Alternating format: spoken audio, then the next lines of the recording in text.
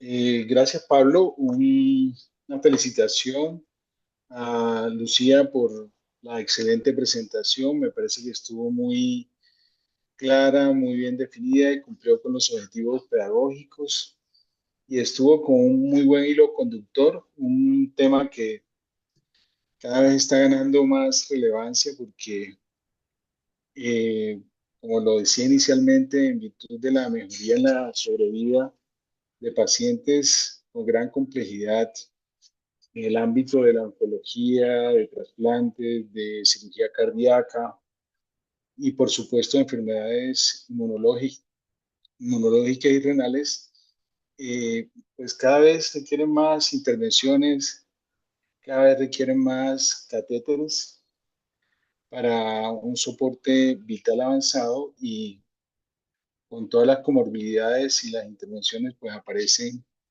eh, las trombosis venosas, arteriales y en algunas oportunidades tromboembolismos. Eh, yo creo que desde el punto de vista de la prevención, volviendo a las bases, no debemos olvidar siempre eh, estar monitorizando el estado de hidratación de los pacientes, la eubulemia, la movilización temprana, aunque sea pasiva, no siempre fácil, pero en la medida en que la podemos implementar es bueno. Como decía Lucía, tratar de establecer cuál es el riesgo eh, trombótico que tiene, sobre todo en pacientes adolescentes que tengan obesidad, sobrepeso, síndrome metabólico, que las adolescentes que consuman anticonceptivos. Eh, el otro grupo que merece una especial consideración es el grupo oncológico. Los pacientes oncológicos, la liberación de factor tisular, la disregulación de los factores 8, 9, 10 y la alteración en el equilibrio con la proteína C y S es una bomba de tiempo y mucho más cuando utilizamos quimioterapia como asparaginasa que se convierte en una bomba de tiempo en estos pacientes. Y los otros son los pacientes post-trasplante de médula que pues tiene una propensión también muy especial a tener fenómenos trombóticos, incluso hepáticos. Eh, lo otro, y es algo que hacemos al día a día, es cada vez estamos utilizando más el ecógrafo para mesurar el tamaño de los vasos y elegir el mejor tamaño del catéter para cada paciente, y yo creo que eso es muy importante. Acuérdense que la recomendación es utilizar catéteres que ojalá ocupen menos del 33% del diámetro del vaso. Entonces, eso no es una nimiedad ni es una situación menos relevante. Definitivamente tenemos que cuidar la integridad del endotelio y una forma de cuidarla es eligiendo el catéter más adecuado según el tamaño del vaso de nuestro paciente. Y para ello hay tablas muy claras que describen cuánto es el diámetro de los vasos para cada grupo etario. Entonces, es una invitación a hacer esas consideraciones que parecen nimiedades, pero creo que ayudan, sobre todo que la mayoría de las series hacen mucho énfasis en que los catéteres están involucrados casi en el 50% de los eventos de trombosis en niños. Y el otro grupo grande está cáncer, enfermedades cardíacas congénitas, trauma y sepsis. Y realmente las alteraciones primarias de déficit de proteína CS, factor 5 de Leiden, pues es un grupo muy limitado y especial de pacientes. Pablo, de nuevo, muchas gracias por toda la organización y la logística y toda la coordinación del evento. Profe Mulet, muchísimas gracias. Nuevamente, Lucía, felicitaciones. Creo que hiciste una charla muy completa y muy bonita. Te adheriste en el tiempo y sobre todo dejaste mensajes muy claros. Esta es, tal vez llevamos mucho tiempo hablando de trombosis en niños y los riesgos y por alguna razón no logramos ser tan adherentes a algunas de las recomendaciones. Uno se imagina que en general todo paciente con sepsis y con catéteres debería estar anticoagulado. En general los niños son de bajo riesgo de sangrado además, entonces no es que presenten grandes eventos adversos, pero pues como la incidencia es tan baja, como que a veces sentimos que digamos, la necesidad de tratar es tan alta que no, como que no cala igual que en adultos, pero sin embargo, pues sí los invito a que lo piensen cada vez más, a que traten de pensar que probablemente esos pacientes deberían ir a anticoagulaciones profilácticas en algún estilo, poner infusiones de parina, lo que quieran. Y pues obviamente los de muy alto riesgo, los adolescentes, los inmóviles, los oncológicos, esos pues creo que hoy en día sí más o menos estamos todos adheridos y todos lo seguimos. Mm, Nuevamente creo que felicitaciones, hiciste una charla muy, muy chévere, creo que está muy bien diagramada y el mensaje es clarísimo. No sé si alguno de los profes quisiera hacer alguna otra intervención. Hay como muchos profes por ahí, tampoco veo. Entonces, si quieres, Lucía, pongamos de una vez el taller. Entonces el taller era el ejercicio para que ustedes estudiaran este tema en la casa. Valentina es una niña sana que llega por un cuadro de encefalitis, que te está convulsionando, fiebre y tiene alteración de la conciencia, la intuban, le ponen un monitoreo de presión intracraniana y un catéter central, le ponen antibióticos, aciclovir, sedación. Y ya después de 5 días que no han podido controlar nada porque sigue con fiebre, con vasoactivos, reactantes de fase aguda aumentando, sin realmente estar seguros de cuál es el foco infeccioso si hubiera. Y pues no ha tenido sangrados anormales, pero empieza a presentar un aumento del volumen, dolor y cianosis de una extremidad. Le hacen el eco Doppler y muestra que tiene una trombosis venosa de la femoral común y las ilíacas externas izquierdas. Después, entonces, ustedes vuelven y le dan vueltas a ver si hay alguna cosa familiar y ven que el primo paterno tuvo una trombosis cerebral a los 16 años. Los laboratorios que tienen en ese momento tiene 15.000 leucocitos, una hemoglobina de 11, unas plaquetas de 390, la PCR está en 210, el dímero D está más de 10.000, el fibrinógeno está en 790, el PT en 12, el INR 105, el activado 34. Le hacen cálculos de actividad de trombina y está en 32%, de proteína C les dio 45 y niveles de proteína S el 52. También le pidieron una homocisteína que les dio 10 microgramos por litro y una creatinina que está en 0,43 en la última medición. Entonces, con todos estos factores que tiene Valentina, ¿cuáles creen que pudieran explicar el desarrollo de trombosis en este caso puntual?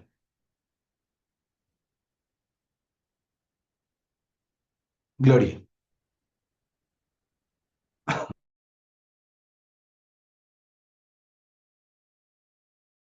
ya, Buenas tardes. Bueno, revisando el caso, pues esta niña tiene varias consideraciones que están afectando, como nos habló en la exposición Lucía, si uno se va para la triada de Virchow, pues hay varias cosas que le afectan. Entonces vamos a mirar qué tanto afecta la estasis del flujo sanguíneo, qué está produciendo daño endotelial y pues ya evaluar los estados de hipercoagulabilidad. Entonces, Valentina, con respecto al daño endotelial, uno de los principales aspectos a recalcar, aunque ya lo dijeron durante toda la exposición, es que tiene un cuerpo extraño y es el catéter venoso central. Pese a que uno esperaría que el trombo se dé en el vaso que esté afectado por el catéter, también está demostrado que puede haber liberación de los patrones moleculares asociados al daño. Y dentro del cuadro de sepsis también se puede aumentar el riesgo de presentar trombosis en otras extremidades o en otros vasos que no sean específicamente el del vaso. Esos el catéter en sí o los otros dispositivos, incluyendo las punciones que se puedan haber hecho para paso del catéter o punciones sin catéter, pueden causar un daño directo sobre el vaso y bajo ciertas condiciones como la del paciente crítico sí puede desencadenar todos estos mecanismos protrombóticos. La otra cosa que puede pasar con esta chiquita es la estasis del flujo sanguíneo, pues teniendo en cuenta que tiene una encefalitis y ahí me preguntó pues una cosa y es que si también puedes haber sido al revés y que tenga alguna alteración ya cerebral que que esté formando microtrombos, por ejemplo, y pueda estar asociada como una vasculitis a nivel de sistema nervioso central y que sea al revés. Pero total, el estar en una condición crítica como la encefalitis que va a alterar su estado de conciencia, pues uno le va a hacer que el niño, como todo niño crítico, realmente con una condición severa esté quieta. La ventilación mecánica y la intubación orotraqueal, conforme van pasando los días, pues va a aumentar también dentro de los factores de riesgo, y va a aumentar el tiempo de la inmovilización, pues porque se va a prolongar. Además de eso, pues nos muestra que tiene algo de esta inestabilidad hemodinámica, porque nos dice que están colocándole vasoactivos de manera intermitente, probablemente pues está en fenómenos de hipotensión que también pueden estar asociados a algo de éstasis. La respuesta endotelial a ese estado de choque y a la respuesta vascular a ese estado de choque también se puede estar aunando a todas esas características, y aumentando y disminuyendo el flujo sanguíneo a diferentes órganos. Dentro de esos, pues las que más sufren generalmente en el paciente crítico de esta edad o más hacia la adolescencia es los miembros inferiores. En ese punto, pues sí, afortunadamente pues no lo tiene en la parte femoral el catéter, pero pues esas cosas como para considerarlas en los demás niños. Riesgos adicionales, que el cuadro de choque progrese y que tenga más episodios de hipotensión. Los paros cardíacos podrían aumentar el riesgo de que también se presente en mayor aparición de trombos en diferentes estadios de la enfermedad. La otra es la hipercoagulabilidad. Entonces, pues conocemos que dentro de la sepsis hay fenómenos microtrombóticos que después se pueden hacer macrotrombóticos y presentar lo que está presentando esta señorita. La infección y la inflamación sistémica ya de por sí, pues son factores de riesgo adicionales, y eso está representado pues en la fiebre persistente, que puede ser también resultado del proceso de las trombosis, que no sabemos si tiene otras, solo sabemos que clínicamente encontramos una en miembro inferior, tiene una elevación progresiva de reactantes, y pues todo esto va a mostrar el estado inflamatorio sistémico. Tenemos que es un fibrinógeno francamente aumentado, también en respuesta a una fase aguda inflamatoria, y también pues pueda contribuir al estado de hipercoagulabilidad. Tiene disminución de coagulantes naturales, como miramos con los niveles de antitrombina 3, la proteína C y la proteína S. Esto también pues va a aumentar el riesgo de presentar las trombosis. Y lo otro es ya evaluar el riesgo de trombofilia previamente, que básicamente se haya sido como disparada o desencadenada ya por un estado agudo y haya hecho que se vuelva evidente. En ese punto, pues la enfermedad aguda se está comportando como un golpe adicional y puede pues desencadenar los otros mecanismos patogénicos, pero pues también es importante tenerlo en cuenta. Y tenemos la elevación del dímero D, también dentro del estado de hipercoagulabilidad, pues que nos está mostrando básicamente que hay actividad de coagulación y fibrinólisis pues significativa, y nos está hablando pues también de los trombos que ya están presentes. Por otro lado, tenemos la enfermedad subyacente, la gravedad de la misma. Todo paciente crítico ya entra con un riesgo adicional de trombosis, y sobre todo en los niños que ya van hacia la etapa escolar y hacia la adolescencia. Los factores asociados, que ya hablamos que era como el paro respiratorio, si se presentara, y la inestabilidad hemodinámica. Y ya de ahí adelante, pues buscar mutaciones en el factor de Leiden, alteraciones en la protrombina, que estarían más asociados a factores genéticos, pues que tocaría investigarlos un poco mejor, porque pues ya tenemos algunos datos de antecedentes del primo paterno, pero pues tocaría retomar los laboratorios en otro momento, para mirar si esto solamente se trata como de un segundo golpe o un golpe adicional a la enfermedad. Y eso es lo que creo. Lorita, muchas gracias. Muy completa tu respuesta. Abordaste todo lo que el caso proponía. Marcela. No, yo solo quería decir que pues estoy de acuerdo con Gloria en todo lo que dijo, básicamente abordó creo que casi todo. Lo único adicional que yo le agregaría sería pues que no son factores como tal desencadenantes de trombosis en la paciente, pero que sí pueden contribuir además, es los medicamentos que se usaron en la paciente. Entonces el uso pues de la adrenalina que puede causar esa vasoconstricción periférica y el uso ahí dice que pues estaba recibiendo aciclovir y antibióticos de primera línea, entonces el aciclovir también genera vasculitis y lesión vascular por la aplicación del aciclovir y la vancomicina. Era eso. Muy bien, Marcela, muchas gracias. Entonces, pues creo que cubrieron todo. Entonces aquí hay de todo tipo de riesgo, todo tipo de daño. Si piensen ahora si ese paciente probablemente ustedes le hubieran puesto una anticoagulación profiláctica en su práctica clínica diaria, qué momento deberían haber tomado la decisión, era el primer día, el segundo, o es ahora cuando ya hay evidencia clínica de trombosis. Si es frecuente que les pase estos escenarios así, no es un escenario tan inusual, entonces para que vean que realmente sí tenemos que pensar más lo de la trombosis, que a veces no es tanto, como decía el profe Mulet, buscar enfermedades congénitas, sino que realmente a veces hay tantos factores adquiridos en un mismo paciente que la probabilidad de que no haya trombosis es muy bajita. Entonces, estos pacientes sí que deberían ir rápidamente a anticoagulación. Algunos pues les asusta, por ejemplo, cosas como el monitoreo de la PIC o la sensación de que tengan que hacerle una punción lumbar de rutina.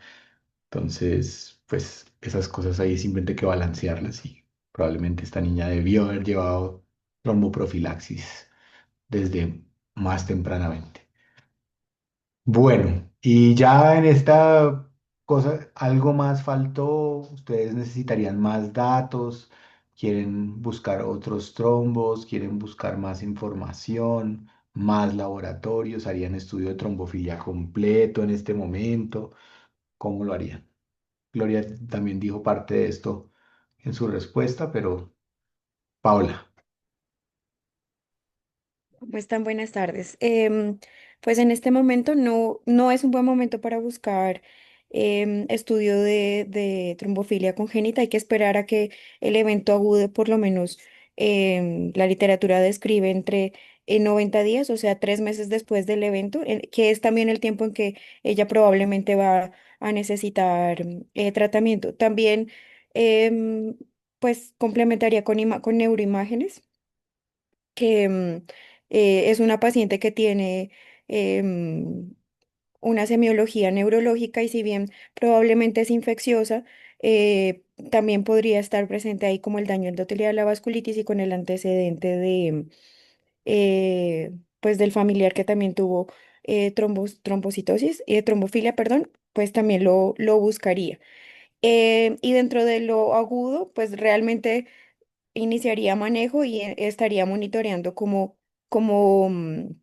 los reactantes de fase aguda y controlando la infección que también podría contribuir pues, a que a la paciente estuviera un poco mejor. Pero en este momento, para trombofilia no. Perfecto, Paola, muchas gracias, Juliana. Hola, ¿cómo está? Buenas tardes para todos. Yo pienso que hay que tener presente acá que esta niña pues está con ventilación mecánica y que muchos de los síntomas que un tromboembolismo pulmonar puede presentar, aparte de una hipoxemia súbita, pues no los podemos tener disponibles en este caso, pues porque la paciente está sedada y con ventilación mecánica. Entonces, creo que no tanto como buscar un tromboembolismo pulmonar de una vez, mientras ella esté sin alteraciones en la oxigenación, porque recordemos pues pues, el tromboembolismo pulmonar generaría es un shunt, pero en cualquier, digamos, pues como sospecha, aunque sea una leve sospecha de que este paciente esté teniendo alteraciones en la oxigenación, deberíamos pensar que esta paciente, a pesar de que pues la incidencia del tromboembolismo pulmonar en los niños es muy baja, pues ya tenemos un trombo que podría ser embolismo a nivel pulmonar.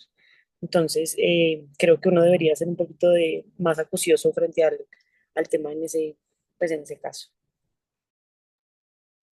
Perfecto, Juliana, Paola.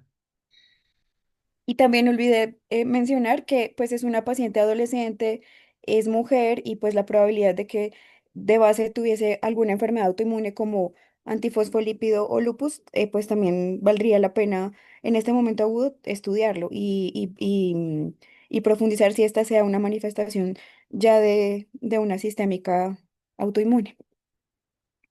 Claro que sí. Gloria, Bueno, yo tengo algunas cosas, ¿no?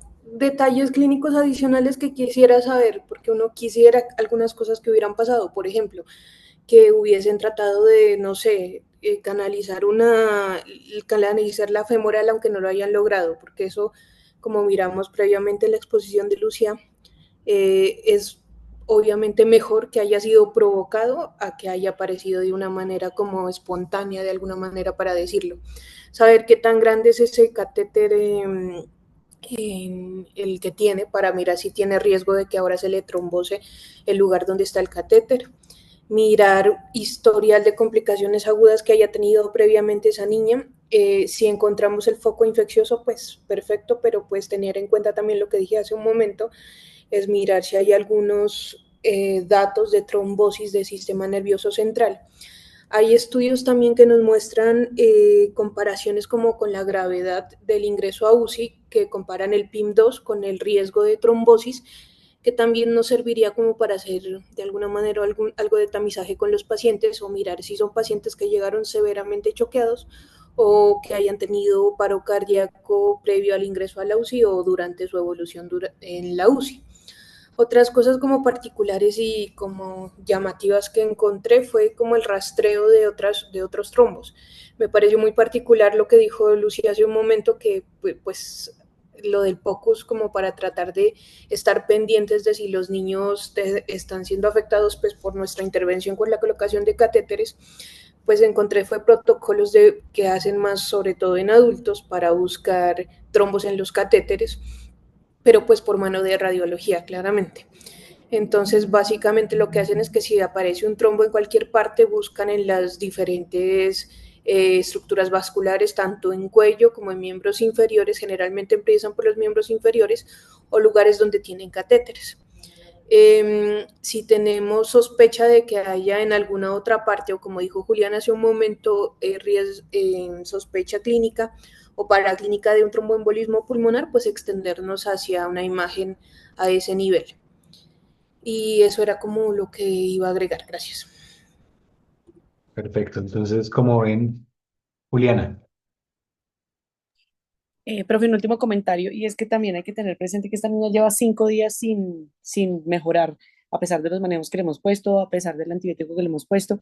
Entonces, muy de acuerdo con lo que dijo Glory, y es que se me olvidó decirlo previamente, pero yo sí haría rastreo de otro foco de trombosis, especialmente en el catéter que tiene, porque puede ser que este proceso inflamatorio que este paciente tiene de manera persistente se asocia al trombo como lo que nosotros llamamos como un trombocéptico, por decirlo así.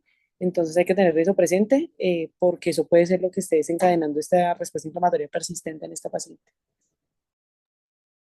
bueno, muy bien. Creo que contestaron todos cosas que inclusive pues, no había pensado y que están muy al lugar y creo que habría que hacer.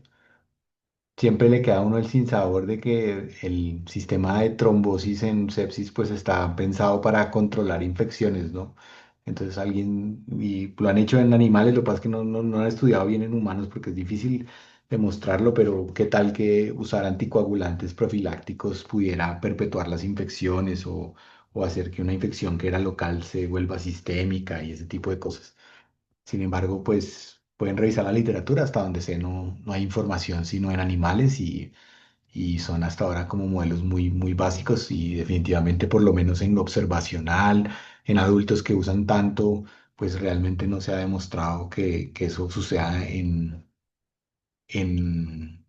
humanos, pero pues es una contra que podía uno pensar a veces en anticoagulación, en infecciones no controladas, pero no. Yo creo que en este escenario todos estamos claros.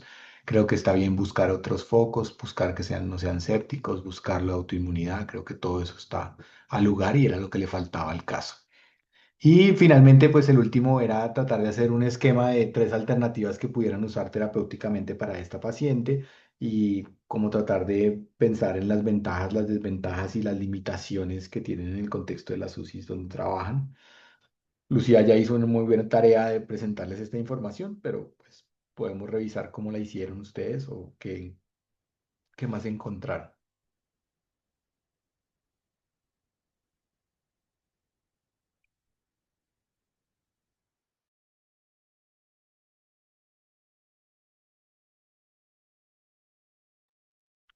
Ahí ya tienen para compartir múltiples pantallas si alguno quiere mostrar. Juliana.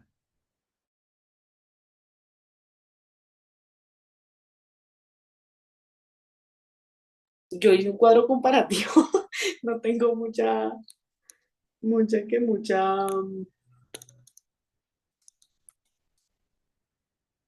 ya la comparto.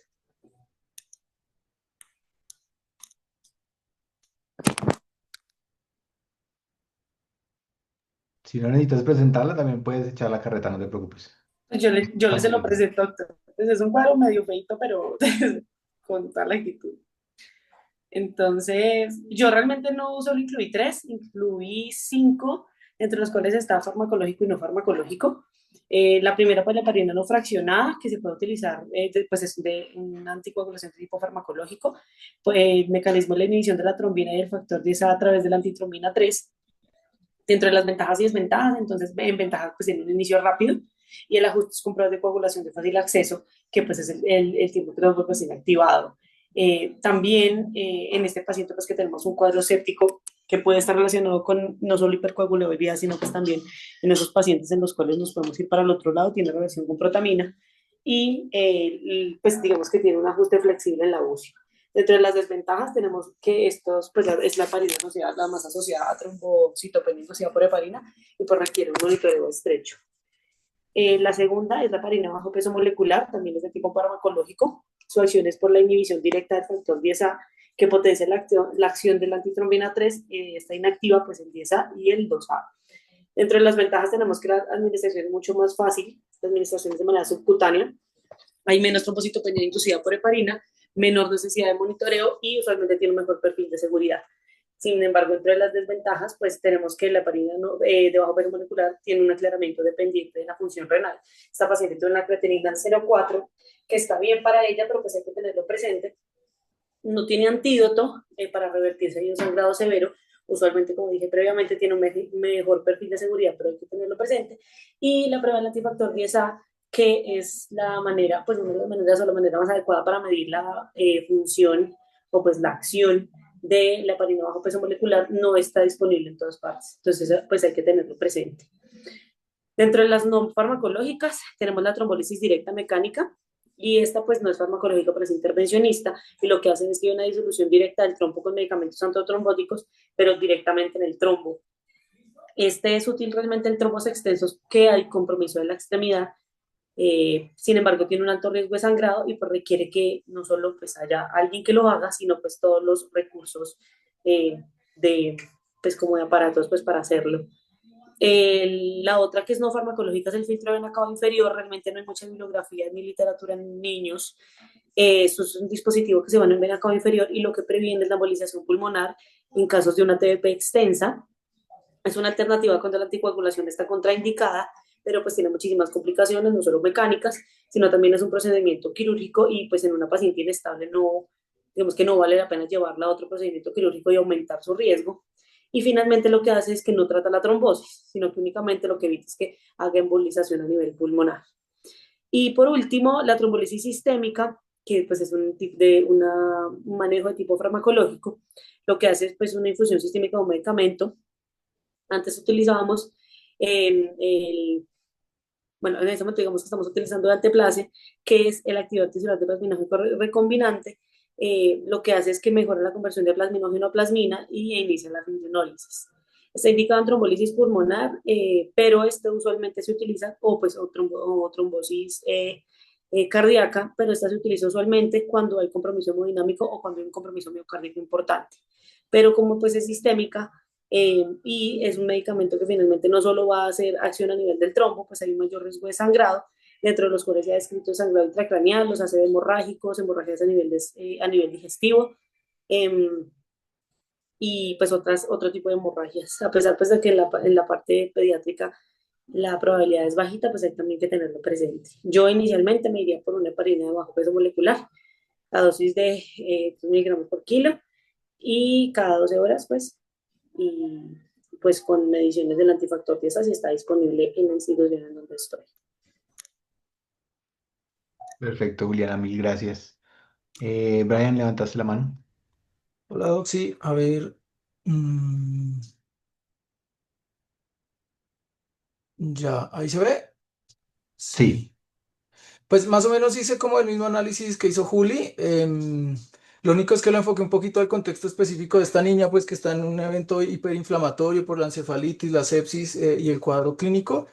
Y vi las potenciales complicaciones de esos anticoagulantes frecuentes, como nos mostraron en la charla, pues asociados a los eventos o qué pasa en el contexto de una sepsis, un estado de fuga capilar y todo lo que estuvimos viendo en la fisiopatología. Entonces, digamos que los más frecuentes que puede encontrar para usar en este contexto de una TBP asociada pues al paciente de la UCI, lo primero sería la heparina no fraccionada. El problema que viene en este contexto específico es que tiene una antitrombina 3 que está bajita, que no sabemos si sea por déficit congénito, ya vimos que es lo menos frecuente, pero que sí puede estar por consumo y que uno ve, digamos, en otros eventos procoagulantes. O que requieren anticoagulación, como por ejemplo los pacientes con ECMO, que si no tengo buenos niveles de antitrombina 3 pues es el sitio de acción de la heparina no fraccionada y pues no tendría una adecuada efecto anticoagulante con estos niveles bajos de antitrombina 3 que tenemos en la paciente. Entonces, paradójicamente, habría que pensar incluso en transfundir plasma o algo que dé esa antitrombina 3 adicional para que la heparina pueda surgir un efecto deseado. En positivo, digamos, en una paciente que tengo que controlar el balance hídrico, pues, aunque puedo hacer suspensión rápida más bien del anticoagulante, pues la heparina la puedo revertir rápidamente con protamina y la puedo usar inclusive en dosis de infusión continua a dosis más baja que me permiten, digamos, un rango de seguridad teórico un poco mejor. Pero pues en este contexto también, por lo de la antitrombina, no lo vi como un candidato. Por los cambios ya de cianosis y una estasis venosa grande, la otra opción que pude considerar era una trombectomía, como lo mostraba Juli. El problema pues es que es un evento de trombofilia que no se ha podido descartar al 100%, probablemente sea todo lo que vimos de factores asociados a la estancia UCI y la hiperinflamación. Lo rápido, las ventajas que puede tener la trombectomía, pues es que disminuye la progresión del trombo y sobre todo los cambios agudos de la estasis venosa, como cambios inflamatorios o zonas de isquemia específicas por esa estasis venosa, pero en un contexto de una paciente que no conocemos sus otros antecedentes, como veíamos en el segundo punto, si tenemos o no algo de autoinmunidad, antifosfolípidos o algo asociado, pues puede desencadenar trombosis distales y pues digamos a la que más le tememos pues siempre va a ser el tromboembolismo pulmonar que puede llevar a mayores complicaciones. La heparina de bajo peso molecular, que sería para este caso, pues como señaló Juli también en su cuadrito, pues sería el de elección. El problema es que estamos en un contexto hiperinflamatorio, donde uno, no en todas las UCIs vamos a tener disponible anti-10A, entonces habría que seguirlo con PT, PTT, que pues ha mostrado alguna asociación al anti-10A, pero no es lo más seguro para hacer seguimiento ni confiable. Y además, en un contexto de un paciente con fuga capilar que puede tener hipoalbuminemia, alteración de los transportadores, se baja un poco la proteína transportadora de estas heparinas y eso también disminuye su efecto anticoagulante y puede hacerlo difícil de controlar. Y ya como de los nuevos anticoagulantes, el que vi que más tenía evidencia, digamos, para uso en pediatría era vivalirudina, pero no en el paciente crítico. Entonces también, digamos que haciendo la búsqueda para el taller, si se da uno cuenta que estamos todavía muy crudos, digamos, en definir cuándo usar o cuándo no usar la profilaxis y cuándo tratar o no tratar, pues excepto las trombosis que son ya muy severas como sistema nervioso central y el TEP. La bivalirudina, la ventaja pues es que tiene un efecto reversible, que es independiente de la antitrombina 3, entonces no tendría el problema de la heparina, pero en pacientes que pueden haber disfibrinogenemia, si este paciente pues tiene un fibrinógeno alto que todavía no se ha acabado de estudiar, pues puede generar trombosis paradójica, digamos, como uno de los efectos atípicos que encontré del medicamento. Además, pues el seguimiento todavía no tenemos niveles exactos para hacer seguimiento estandarizados en pediatría y pues eso también puede meternos en una zona de riesgo.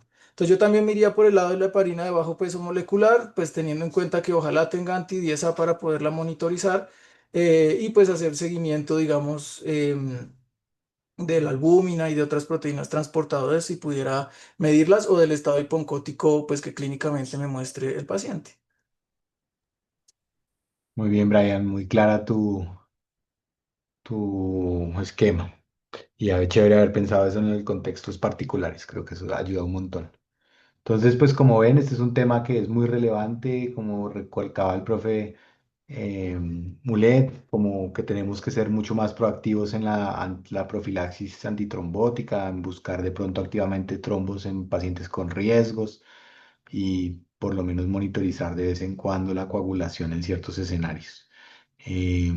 Nada, pues felicitaciones a todos. Lucía, de nuevo, felicitaciones por tu charla, te luciste. Y bueno, entonces en 8 días vamos a hacer la apuesta, la de hemorragias, a ver qué debemos pensar en hemorragias. Entonces, buena tarde para todos, que descansen, nos vemos en 8 días. Chao, chao.